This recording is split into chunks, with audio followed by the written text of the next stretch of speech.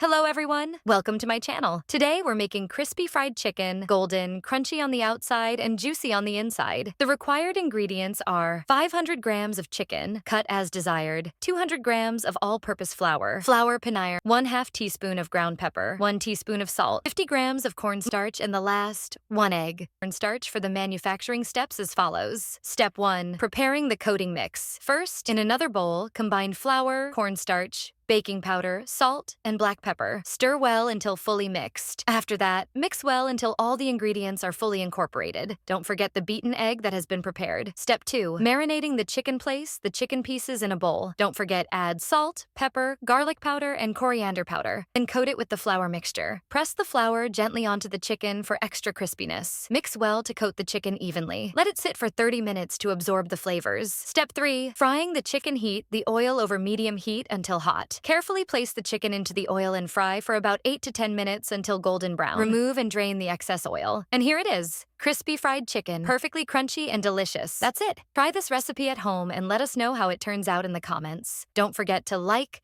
comment, and subscribe for more tasty recipes. See you in the next video.